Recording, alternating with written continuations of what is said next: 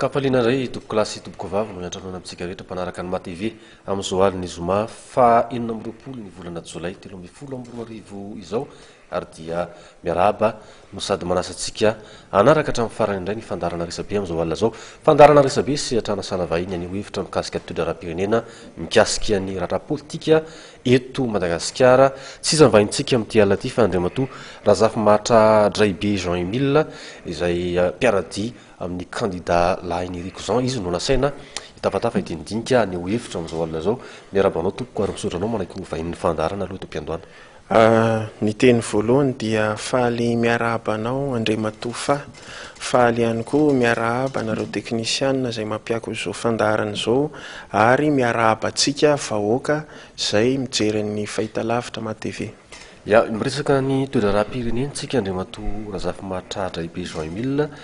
dia somary niazakazaka ary somary niakatra kely ny maripana tamin'ity herinandro ity no ny antony izay iarahana malala miaradia amin'Andriamatoa Lahainiriko Jean ianareo izay ao anatin'ilay antsoina hoe collectif de candidats. Manahoana ankoatran'ilay fijeriny collectif iarahana ny fijeriny mpiaradia amin'Andriamatoa Lahainiriko an'izay fivoarany toe-draharaha eto amin'ny firenena izay indrindra tato anatin'ny herinandro zao. Tato anatin'ny herinandro maro ny zavatra niseho.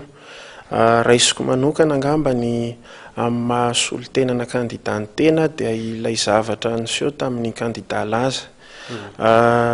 Zavatra tsy mety ary tena manimba ny fijerin'ny malagasy ny fitondrana reny zavatra reny satria amin'ny maha-candidat azy voalohany indrindra manana droit izy ho traitena amin'ny maha-candidat zay satria ny candidat dia eritreretina indray androany mety ho président ny république ka raha olona eritreretina hitondra ny firenena no atao ohatra ny fanipy gony tsarbo any anaty fiara na atao ohatra ny reny tsy avela maneho hevitra ny radio eto amin'ny firenena, ny télé maro ny sakana mahazo anazy ireo toerana izay tokony ahafahana manao hevitra ohatra raisiko ny komitiny pirenena ho fanavotam-pirenena izay KPM ohatra dia sakanana tsy avela hidirana tsahamanitra na dia manome lalana ary ny tompon'ny toerana izay toerana privé ka amin'ny fahitana azy zany dia hita fa tsy manaja ny zon'olombelona, tsy manaja ny zo fototra ahafahana maneho hevitra ny mpitondra eto amin'ny tany sy ny firenena amin'izao fotoana izao. Eo amin'izay resaka faneho-kevitra izay nanazava ny mpitandro filaminana moa inona ny antony nahatonga an'ilay fisamborana izany dia teny hoe faneho-kevitra sy famorim-bahoaka tsy ara-dalàna. Ny antony sy ny fomba ny samborana an'izay candidat zay ho anareo ve rehefa maneho hevitra na manara-dalàna na tsy manara-dalàna dia azo apetraka foana sa ahoana fomba fijerina izay ho an'ny mpiaradia amin'ny candidat Lahainiriko? Araka ny teneniko teo hoe ohatra misy ny kianjan'ny demokrasia izay nieritreretina fa ho kianja ahafahana maneho hevitra reny toerana reny nefa dia nidina. Misy ihany koa ireo toerana privé izay tsy avela anehon'ny olona hevitra. Ao ihany koa ny radio, indrindra ny radio mpanjakana, ny télé-mpanjakana tsy ahafahana maneho hevitra. Misy zany etaetan'ny vahoaka, misy etaetan'ny mpanao politika mba te haneho ny heviny izy ny fahitana azy dia hoe avelao ny vahoaka, avelao ny olona haneho hevitra ankalalahana ary melohana hitateraka ilay fisamborana olona ohatran'ireny satria hevitra ny nasehony teo tsy nisy zavatra potika, tsy nisy zavatra simba fa faneho-kevitra ny nataony ary mazavany fifidianana no takiana isy eto amin'ny tany sy ny firenena nefa hatramin'izao tsy hita manangasanga izay fahavonona ny fitondrana iroso amina fifidianana izay ka raha ny fahenoko ny zavatra nataon'ilay candidat teny dia hoe nitaky izy hoe mba atao ny fifidianana ka raha faneho-kevitra ohatr'izany izay tsy hitako hoe inona no mety fanakorontanana sy mety holoza ateraka izany dia avela maneho hevitra ilay olona fa tsy vao maneho hevitra dia samborina ampitahorana lasa fanjakana fampitahorana no misy fa tsy fanjakana demokratika miheno ny hevitra ny be sy ny maro, miheno ny hevitry ny olona hafa koa akoatran'izay ao anaty fitondrana. Andriamato Razafy Mahatratra be Jean Emile napetraka ao teo hoe inona ny tsindry miatra amin'izany faneho-kevitra zany ao anatin'izao vanim-potoana iainantsika izao, midika ve zay fa tsy azo anoarana ny tsy maintsy isy filatsahana maneho hevitra an-dalambe raha fijerinao ny toedrarà sy ny mety ho fivoarana. Raha ny fahitana ny toedrarà-pirenena amin'izao aloha dia raha tsy misy fandinihana mazava ataon'ny fanjakana amin'ny hoe tokony avela maneho hevitra ny olona dia hafahafa ihany lay mety hafarany, satria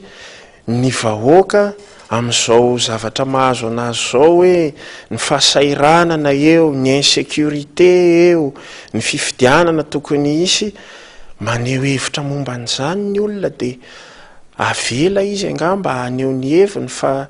rehefa tsy omena fahafahana maneho ny heviny ny olona mitady fomba hafa indray izy hanehoana ny heviny, ka ny anazy ny fahitako azy dia hoe avelao ny vahoaka, avelao ny olona zay manan-kevitra hiteny, satria ny hevitra be dia be, ny hevitra maro samihafa no mampivoatra ny firenena, satria reny hevitra maro samihafa reny no isotonana hoe inona no mety, inona ny tokony atao, fa tsy hoe rehefa tsy mitovy amin'ny hevitra ao le hevitra dia tsy avela hivoaka, tsy avela ho tenenina, fa araky ny fitenin'ny malagasy hoe ny hevitry ny maro no mahatakadavitra, ka avelao ny maro haneho hevitra dia enoy fa mety misy tsara amin'ireny fa tsy hevitra voakan'ilay olona dia ho ratsy avokoa. Niakatra fitsarana androany ny candidat Lazara Zaverson tetsy amin'ny efitrano fahenina tetsy amin'ny tribonaly anosy, ny valin'ny fitsarana dia mbola andrasana amin'ny alatsinainy avy izao, tsy nahazo ny fahafahana vonjy-maika ny tenany fa dia naverin'ny fitsarana eny am-ponja miandry an'izay valin'ny fitsarana izay. Ny vonon'ireo candidat na ny collectif de candidat dia efa nandrangaraanga fa hetsika hanao hetsika ary takatra amin'ny farany ny fahamoahana n'Andriamato Lazara Zaverson izay mbola hijanona mandritra ny farany herinandro zany aloha eny am-ponja. Manahoana ny mety ho endrik'izay hetsika izay ary manahoana hatraizany mety hoe faharesen-dahatra sy mety ho ataony mpiaradia amin'Andriamato lainy Rikson anatin'izay. Manoloana ny zavatra iny Andriamato lainy Rikson moa dia membre ao amin'ny collectif de candidat. Ny zavatra efa napetraka ny collectif de candidat dia nametraka izy hoe tsy mety ny fisamborana olona candidat filoham-pirenena zany, satria olona eritreretina hoe mety hitondra ny tany sy ny firenena raha hatr'izay raha pitso dia avela mba haneho hevitra izy, avela hitondra n'izay sosokeviny izy, ka ny zavatra takiana zany dia hoe ny famoahana anazy, satria hevitra no nyresahany fa izy akory tsy sanatria nangalatra na namono olona na nakorotana, fa hevitra no nylazainy ary araky ny sary hita tamin'ny fahitalavitra reny dia mbola tsy nanomboka ny teny akory izy dia efa nisamborina, ka zay no ataoko hoe ilay faneho-kevitra zany tsy azo atao tsony eto amin'ny tany sy ny firenena, angamba na ny mandeha ny an-dalana koa ary farany tsy ho azo atao tsony, fa mety asa na iza indray no afaka mandeha ny an-dalana raha ohatran'ireny ny zavatra misy. Ka neniny avy eo amin'ny collectif de candidat zany mazava hoe mitaka ny famoahana anazy tsisy fepetra ary hojereny eo moa, satria arak'izay hoe candidat iny reo candidat mivondronao dia hijery hoe inona ny mety fanapahan-kevitra ho raisina manoloana an'ilay izy, fa ny faniraisina aloha dia ny fanamelohana an'ireny zavatra nitranga reny sy ny fitakiana ny famitsorana tsisy fepetra ny candidat laza. Ny candidat anankiray amin'ireo mpandray anjara amin'ny fifidianana filoham-pirenena mbola eny am-ponja zany amin'izao raha itenenantsika izao. Ny candidat telo hafa tsy akasitrahan'ny fianakaviam-be raisam-pirenena. Ianareo mihevitra fa tsy misy afa-tsy ny fifidianana filoham-pirenena no ahafahana mamaha olana miroso amin'izay famahana olana sy fanalana ny firenena anatin'ny krizy izay. Ianareo ve mahatoky raha nitoetra raha amin'izao fotoana izao sy ny fivoarany? Ny mpitandro filaminana koa etsy an-daniny dia efa nandrangaranga fa misy mieritreritra anao sabotsy mainty raha pitso ao anatin'izay zava-mitranga rehetrarehetra izay. Mino ve resy lahatra ianareo miaradia amin'Andriamato lainy Rikson fa hatafavoaka fifidianana isika eto Madagasikara amin'ity taona ity? Zahay zany dia mametraka hoe ny fanaovana fifidianana dia fanapahan-kevitra politika miainga avy amin'ny fitondrana ka rehefa ny mpitondra no vonona hanao ny fifidianana dia misy ny fifidianana ary ao anatin'ny fifidianana io dia fifidianana tokony madio sy mangarahara no atao ka mba hisian'izay fifidianana madio sy mangarahara izay dia ilaina ny communauté internationale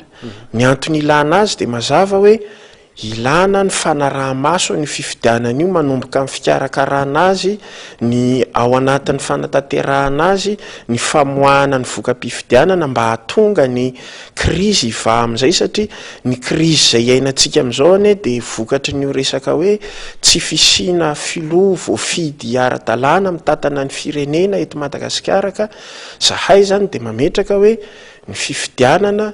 dia tokony misy amin'ity taon'ity ary takiana ny fisiny satria ny vahoaka ihany koa dia efa reraka ny vahoaka ihany koa dia nona ka rehefa nona io vahoaka io anisany mahavahaolana azy ny fisiny izay fifidianana zay satria ny fanampiana zay mahafirenena mbola andalam-pandrosoana antsika zay tena hoe manampy atsika be amin'ny fampandehanan-draharaha eto amin'ny firenena zao dia mikatso daholy ny fandriam-pahalemana dia efa matetika misy ny fitsaram-bahoaka matetika misy ny dahalo mamono olona ny fisakanana amin'ireny lalam-pirenena reny raha tsy resaka atsika afa-tsy amin'ny RNC iny matetika ny misy olona voatafika ka ny fahitana azy dia hoe ny fitondrana dia tokony mandefa ny fifidianana amin'ity taon'ity ary fifidianana présidentielle no atao hananany vahoaka malagasy filoha-pitarika azy mba hahatonga ny fiainam-pirenena hanomboka hiva kokoa ny krizy satria raha izao foana ny ainan'ny vahoaka ireo tsy azo atao takalonaina ary ny mpanao politika zany oka tsy hanao takalonainan'ireo vahoaka ireo momba ny candidat telo indray moa zany ozy ianao misy ny candidat telo ahoana ny fijerina azy satria raha misisika ilatsaka ireo dia tsy anaiky ny fianakavian'ny raisam-pirenena izay nytenenao hoe mbola ilayntsika amin'izao fotoana izao. Ny fahitanay azy dia tsotra ny momba ny candidat zay mety tsy ao anatin'ny fanarahan-dalàna ny candidaturany eto amin'ny tany sy ny firenena dia tany misy lalàna sady tany tokony ho tan-dalàna ka manoloanan'ireo ilay candidatura tsy ara-dalàna dia izay mametraka hoe tokony isitona ny filatsahako fidiny reny olona reny satria eto amin'ny tany sy ny firenena dia tokony ny candidat zay mieritreritra hitondra dia tokony ho filamatra ka raha ny olona mieritreritra hitondra ny tany sy ny firenena indray no efa tsy manara-dalàna sahady angamba zany tsy mety fa zahay dia manaraka ny teniny miombon-kevitra izahay amin'ny tenin'ny vondrona iraisam-pirenena hoe zay tsy ara-dalàna dia oka isitona ny filatsahako fidiny izy ary ny vahoaka malagasy dia mahalala n'izany ka ny vahoaka malagasy dia fantatra hoe efa te ilamina izy efa te mba hiaina fiainana normal dia oka tsy ho atao sorona amina zavatra ohatran'izany. Nisy ilay aide mémoire navoakan'ny SICEM na ny vondron'ny mpanolanelana mikasika ny raha Madagasikara drafitra nahitana teboka fito na fepetra fito takindry zareo ahafahantsika mirosona fifidianana isan'izay ny fitakiana ny folohan'ny tetezana mita amin'izao fotoana izao ny amoahana ordonnance na diditsy volana ahafahan'ireo candidat misitona ny filatsahako fidiny toy izay ihany koa ny fitakinany amin'ny hoe tokony andravoana sy hanavaozana ny andrim-panjakana mpitsara na fitsarana manokana momba ny fifidianana izay kirakira io raharaha-pifidianana io amin'ny lafiny araky ny lalàna atraizany fahatsapahana reo ny fahavononan'ny tompona ndraikitra mahefa amin'izao fotoana izao zay eo amin'ny fitondrana amin'ny firosoana amin'izay zavatra zay satria ny commissaire ny vondrona européenne misahana fandriam-pahalemana dia mbola nanakina mafy mipitondra eto amintsika hoe tsy maneho an'izay fahavononana zay raha tsisy zay ahoana ny fomba eritreretinareo fa anatanterantsika eto Madagasikara fifidianana. Ny fomba aloha zany hoe anatanterahana ny fifidianana dia zay ngamby efa mazava hoe irahana ny vondrona iraisam-pirenena io satria raha fifidianana ho atao fotsiny nefa tsisy fankatoavana dia tsisy importance n'izany. Faharoa amin'ilay resaka hoe CES io no olana niteraka ny olana teto Madagasikara satria io CES io dia tsy tokony ianao fitsarana politika fa fampiarana ny lalàna zay tena voasoratra ny tokony nataony ka manoloanan'io zany dia zay mahita hoe le CES tsy maintsy avozana ary ilay membre zay niteraka ny olana tao dia tsy tokony ho ampidirina ao anatin'izy io tsony ary ilaina ny fanafanganana an'io satria araky ny daty napetraka ao anatin'ilay teboka 7 dia tokony farana amin'ny 230 jolay izao io zavatra io ka zahay zany dia manao hoe mametraka amin'ny mpitondra hoe atao farak'izay aingana ny firosoantsika makany amin'ny zavatra anatanterahana ny fifidianana fa aza lalaovina le izy satria ny fiainam-pirenena ny fiainan'ny malagasy 20 tapitrisa mahery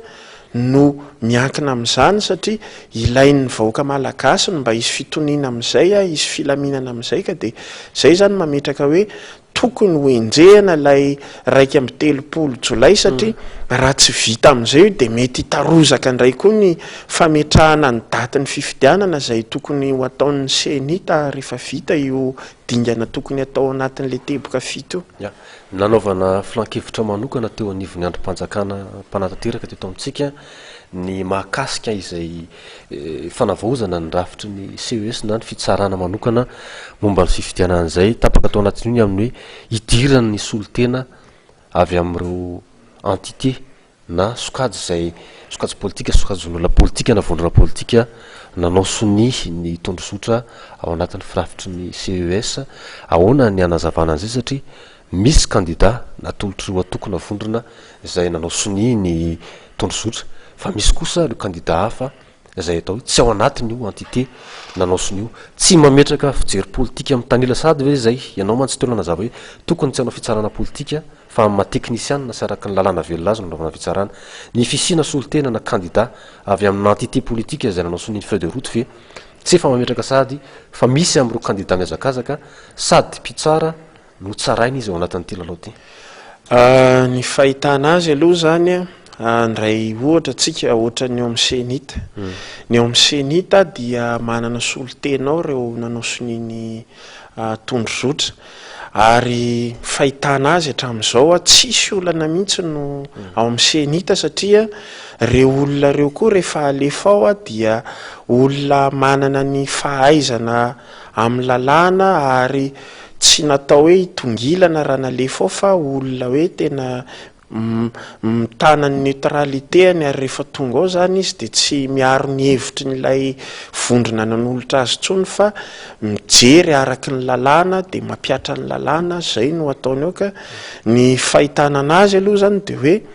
atreto tsy dia ananana olana zay raha hoe manana solotenao reo ilay mpanao soniny tondrozotra satria ao no mety hoe misy candidat misy tsy candidat fa tao anatin'izao crise zao moa dia misy an'io tondrozotra io ka io tondrozotra io no eritreretina hoe vahaolana ivoana amin'ny crise ary rehefa nampiarina foana io ka tsy hita zay mety hoe maharatsy an'izay fa ny tena ilaitsika dia hoe nafiry no isan'io na firy dia mba hitovy amin'ny fiasan'ny senita amin'izao hoe tsy misy volo manorandrana fa tena hoe mitsara araky ny lalàna ary manao ny asany ara-dalàna. Ny fampitahana izay rafitra n'androm-panjakana anankiroa zay ve ahafahana manazava hoe azo ametrahana fitokisana ary manana antoka ny candidat tsirairay amin'ny fahaleovan-tena n'ilay fitsarana manokana misahana fifidianana eo anatrehan'izay firafitra mety hisy atoko politika nanao soniny ny tondrosotra zay tsy ahinona mbola nome irika ny olana na disadisa mitranga ao ariana ny voka-pifidianana ny fampahafantarana voka-pifidianana zay manandrifa ny CES fa izay zavatra zay. Le izy aloha raha ny sosokevitry ny kolektifa no resahana dia nangataka ny kolektifa hoe tokony mba asiana solotenany candidat zay membre ao anatin'ny ny CES zay fa tsy ho mpanapa-kevitra fa ho membre ihany mpanara-maso ao anatin'le izy ka zay no ataoko hoe mitodika any amin'ireo mpanao lalàna mitodika any amin'ny mpitondra fanjakana zay nomena andraikitra anovan'izy io fa zahay zany dia manao hoe ny CES dia raha ohatra ka miasa tsy mitanila tsy mitongilana fa mampiatra ny lalàna dia tokony ho azo itokisana ny valiny avokany avy eo fa raha mbola manao ohatra n'ilay fiasan'ny CES teo aloha kosa hoe ny fomba fiasany dia tsy nanaraka an'ile hoe inona ny lalàna tokony hampiarina fa niditra nanao politika ihany koa izy satria misy ny olona efa tsy nanaja ny daty fandrotsahana n'ilay dossier mbola ny raisiny ihany, misy ihany koa ny mety tsy mahatratra ny fehitrandro petrahana teto Madagasikara ny raisiny ihany, nefa misy ny kandida sasany ny eliminena tsy mety angamba le ohatr'izay fa ny sarihana n'izay ho membre n'io CES io zany dia hoe hanaja ny lalàna tsy tongilana ary hijery an'ireo vahoaka malagasy ireo hoe efa miandrandra ireo fitoniana ka avy amin'izany mety valim-pifidianana zany no isian'ny fitoniana eto amin'ny tany sy ny firenena. Ny fanoliana n'ireo kandidatilo ao anatin'ny hazakazaka ny fifidianana ve tsy heverinareo fa mety hiteraka firetana zavatra hafa indray eto amin'ny firenena, na mety fietsehan'ireo mpombazy zany, na mety fanoherana atao amin'ireo ankolafy misy azy ireo tsirairay avy, mety hanohitohina ihany koa ny fisotra ny fifidianana. Ny fijery azy aloha mazava le izy tsy hoe misy fanoliana na inona zay koa tsy mijery hoe ny kandida iza fa zay tsy nanara-dalàna dia tokony hiala ao anatin'ilay porotsako fidiana satria tsy vo manomboka ilay processus électoral dia efa misy ny tsy fanarahan-dalàna ka raha tsy misy izay fanarahan-dalàna zay dia manjary mampisavorovoro ny saim-bahoaka, mampisavorovoro ny fifandraisantsika amin'ny firenena ny velan'ireo zay manampy antsika fa zahay zany dia manao hoe fanajana lalàna ihany no ilaina dia rehefa hajaina ny lalàna milamina ny tany sy ny firenena fa zay tsy mieritreritra hoe hisy korotana na inona satria ny korotana dia avy amin'ny tsy fanajana lalàna fa rehefa hajaina ny lalàna dia tokony lamina fa asakasaka izay mitarika korotana indray hoe no ny tombotsoany manokana ve no anaovan'ny sorona ny vahoaka malagasy 20 tapitrisa fa ny fahitanay azy rehefa ampiarina ny lalàna tsisy korotana zany eo. Ny tondrozotra dia efa navadika lalàna izy iny ary lalàna vilona eto amin'ny firenena. Ny fampiarana ny tondrozotra izay navadika lalàna dia tsikaritra fa somary nandringa ihany ary nampisy fifandroitan-kevitra raha tsy andray ohatritsika afa-tsy mikasika n'Andriamatora Valomarana Marika izay mbola tsy taverina tanindrazana amin'izao fotoana izao dia misy ny andininy izay ifandroitana ao anatin'iny zavatra iny voaja sa tsy voaja izay lalàna izay tondrozotra ny resahana eto dia io no mitarika ho azy an'ilay hoe tsy fidiny an'ilay olona ny ohatra tsy natafalatsaka azy ao anatina cadre ara-dalàna satria nisy koa ny lalàna izay ciblé azy teto amin'ny tanàna teto amin'ny firenena. Ny fandehany dia zao hoe nisy ny fampiarana ny lalàna dia misy ihany koa ny mety hoe interprétation tsy mitovizana amin'ny zavatra sasany amin'ireo lalàna ireo fa ny apetraka fotsiny dia hoe ny tondrozotra no eritreretina mahana ny krizy ka zahay zany dia mametraka foana hoe ny fampihevanam-pirenena tsy vita ao anatin'ny fotoana vetivetika fa ny angatahana amin'ireo izay olona takiana amin'ireo olona izay miteraka ny olana mety mianjady amin'ny firenena amin'izao dia hoe avelao ny fifidianana ho atrehana rehefa vita ny fifidianana dia atao ny fifamelana, atao ny grand pardon izay eritreretin'ny Andriamatola Henrique Jean izay eritreretina ihany koa hoe ho famahana ny krizy zay satria raha ifandrirotra laveto tsika tsy hisy zavatra ho atao eto, tsy hisy zava-banina eto amin'ny firenena, tsy vahaolana zay ho amin'ny krizy fa hoe ampandefero ny ambopontsika mpanao politika jereo ny vahoaka fa ny fifamelana zany azo atao zany ary ao anatin'ny programa nasan'ny kandida lahy Henrique Jean dia hoe anao fifamelana ho an'ireo lay olona rehetrarehetra izay mety manana olana, mety manana problème kely amin'ny resaka fifandraisana amin'ny eto amin'ny tany sy ny firenena fa rehefa vita ny fifidianana alamina zany fa tsy ho taritina mandrakizay eto ty transition ty satria efa efatra taona miditra ny fahadimy taona ny transition tsika raha andray exemple fotsiny tsika ny président Barack Obama zao any États-Unis efa miditra amin'ny deuxième mandat any itsika eto Madagasikara mbola mijanona ihany ao anaty transition kelikely sisa tsika de efa 10 taona ohatrany any Côte d'Ivoire angamba tokony andinika sy eritreritra reo olobe eto amin'ny tany sy ny firenena hoe ahoana iza ny olana fa ny vahoaka tsy atao sorona lava vahoaka zay lay ady lava politika sy lay fitiava-toerana sy fitiava-tseza fa alomba le vahoaka no jerena de mba aprimina lay ambo-po miteny hoe olobe anao Andriamato Razafy be Jean Emile isan'ny olobe manana ny toerana eto amin'ny firenena ary efa miresaka raharam-pirenena ireo ray aman-dreny mpiangonana ao anatin'ny FFKM izay miezaka ny metraka fampihavanana ny ampiona databatra boribory an'ireo olona efatra folo teo aloha sy mampirinasa izay everina fa mbola mampiazoazo an'izao raha zao ary isany ao moa ny candidat sasany amin'ireo zay tsy akasitrahan'ny fianakaviam-berana isam-pirenena ny FFKM dia miezaka foana metraka an'izay fampihavanana izay ary betsaka mihevitra fa mety amboly crise vaovao hafa ny fampiarana fifidianana miainga amin'io feu de route na tondrozotra io atao amboletra raha tsy misy aloha ny fametrahana n'lay tontolo hoe milamina tsara hiatrehana zay fifidianana zay ary verina fa tafiditra ao anatin'izay ny ezaka ataon'ny FFKM amina fampiaonana sy ny fanelanelanana mba ahafahana mizotra mpitoniana ao anatina fifidianana na fijerinareo azy le izy ray aman-dreny be ny FFKM de isorana azy ireo moa ny ezaka eritreretina hoe ampihevanana n'ireo olona reo nefa ihany koa mahita zay fa ny FFKM zany zao de niezaka taony de hoe apody ny candidat anankiray ka manoloana an'izay samy hafa ny intérêt an'ireo olona reo amin'ilay fampihavanana ny candidat sasany anankiray koa ohatra zay mieritreritra fa tsy tokony hody olona io ary manoloana an'le fampihavanana hoe miezaka hiavana nefa ny fahitana azy aloha de ohatran'ilay tonga amin'ny fomba fiteniny malagasy hoe miezaka hiavana nefa ny kobay ao akelika ihany zay ny fahitana an'ilay fihetsika ny mpanao politika sasany amin'izao ka zahay zany de mahita hoe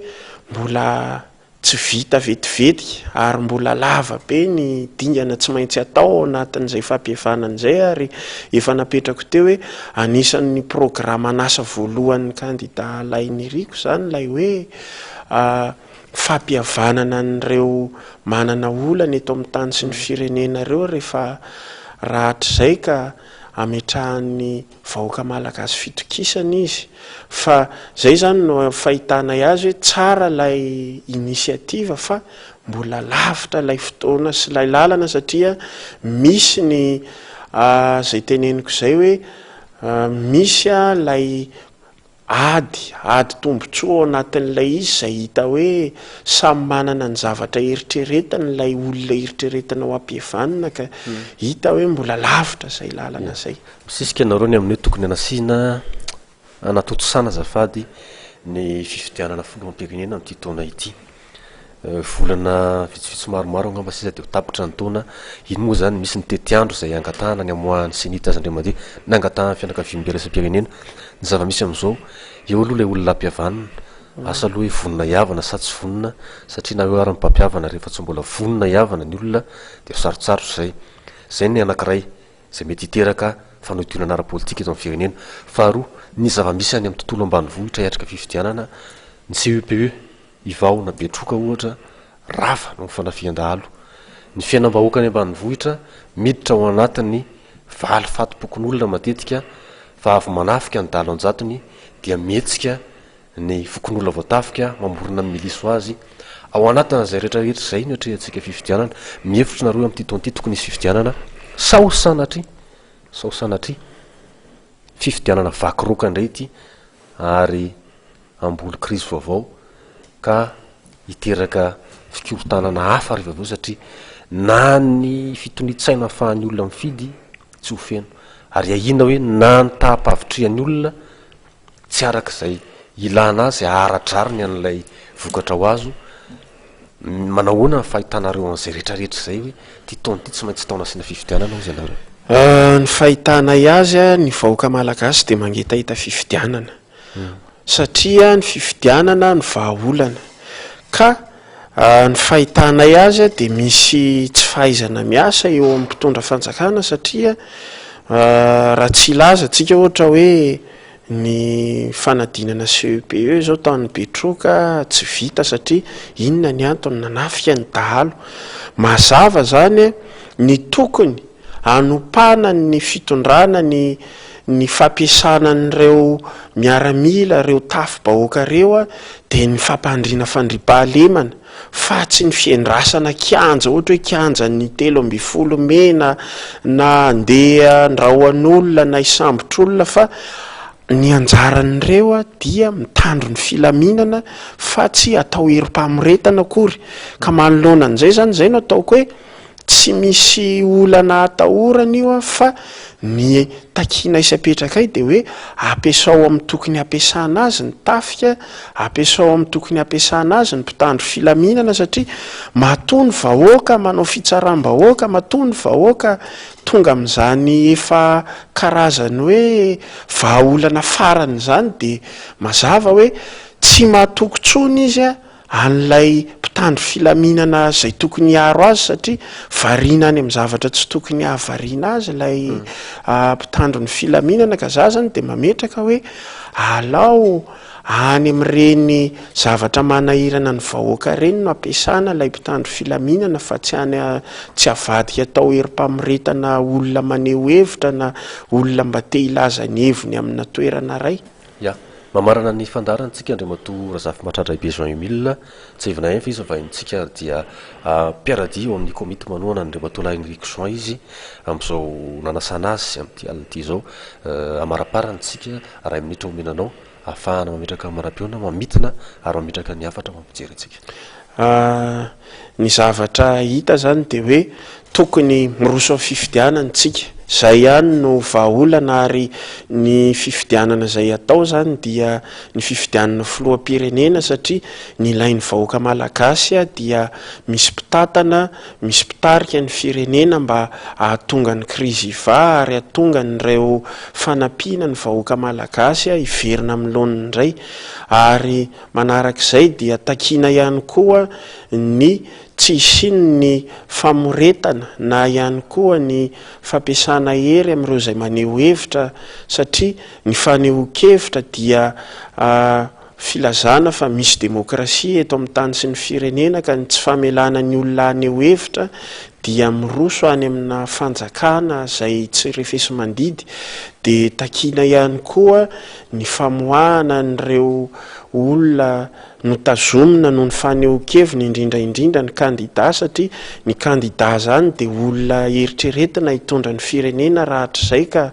tsy fanehoan-kevitra no anagadrana olona fa avelao izy ilaza ny heviny. Tapitra ihany koa fandarantsika amin'izao alina izao ankasitrahana ianao araiky ny vahiny ankasitrahana ihany koa ny mpijery rehetrarehetra sy ny teknisianina zay niarany salata amin'ity alina ity mametraka mandrapitafa ho amin'ny manaraka indray tompoko lasy tompoko vavy veloma tompoko. Misaotra nareo mpanao gazety ary ny mpanaraka ny MATV izay nanasanay tamin'izao fandaharana resabe zao. Mandrapitafa tompoko lasy tompoko vavy. Misaotra betsaka nareo zany fa